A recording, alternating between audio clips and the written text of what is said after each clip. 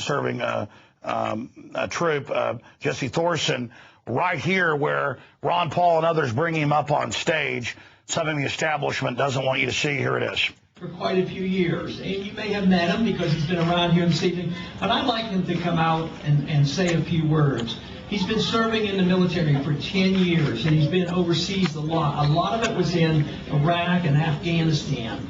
And he was on TV tonight, and he didn't quite get to finish his statement. So I've asked him if he would come out and make his comments about why he supports our foreign policy, why he is fighting for the Constitution, and what he thinks we should do. But I would like to invite out now Jesse Thorson to come out and say a few words to you. Thank you.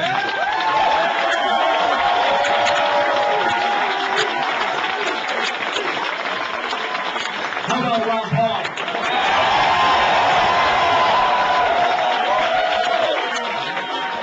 If there's any man out there that's had a vision for this country, it is definitely him. His foreign policy is by far, hands down, better than any candidates out there. And I'm sure you all have.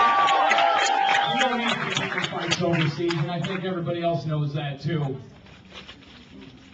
I'm flabbergasted right now. This is an incredible moment for me. I can't believe it. It's like being a rock star.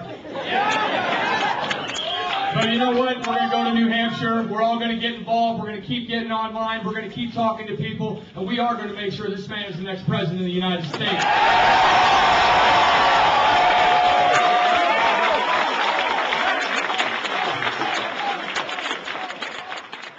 What was it like having Ron invite you on?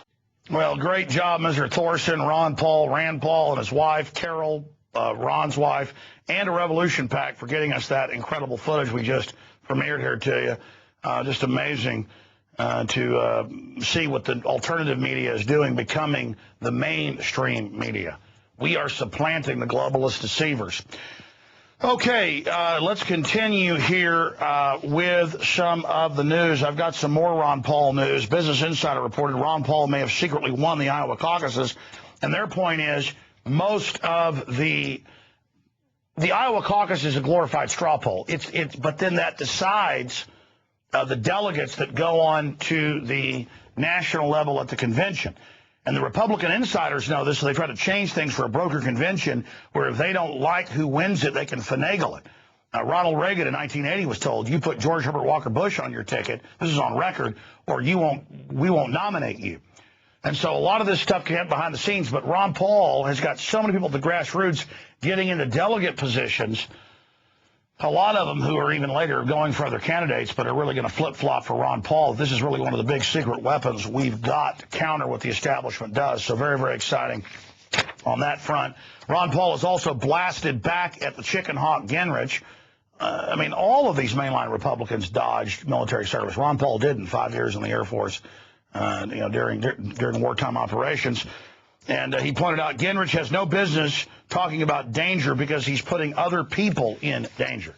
Yeah, it's always these people like Richard Pearl who are self-propelled stomachs who couldn't fight their way out of a paper bag, who talk about murder and death like it's cool. Anybody who's actually been in a bunch of fistfights or war, even worse, knows, you know what, it isn't fun. And it's not something we're looking for. Violence is something that has to be done to defend yourself. It's not something that's manly and cool. I mean, if that was the case, you'd be, oh, a 400-pound guy beat up a 100-pound woman. Isn't he tough? Or look, Mike Tyson beat up a woman. No, that's shameful. And people who are more strong oppressing the weak is pathetic. And Newt Gingrich is just a warmongering, torture-loving, secret arrest, police state piece of trash who wants every form of globalist tyranny. I mean, open borders, world government, end of the family, carbon taxes, Obamacare. He is a piece of trash. And the public woke up to him. But what about Mitt Romney? He's exactly the same. I don't think he's inherently as evil. I've studied Romney. He's not an actual globalist initiate, but still he's bad news. I mean, Newt Gingrich is bad news. Yeah, we've got a clip of Paul here talking about the chicken buzzard. Here it is. I don't want to ever fight a war that's unconstitutional, and I'm the dangerous person.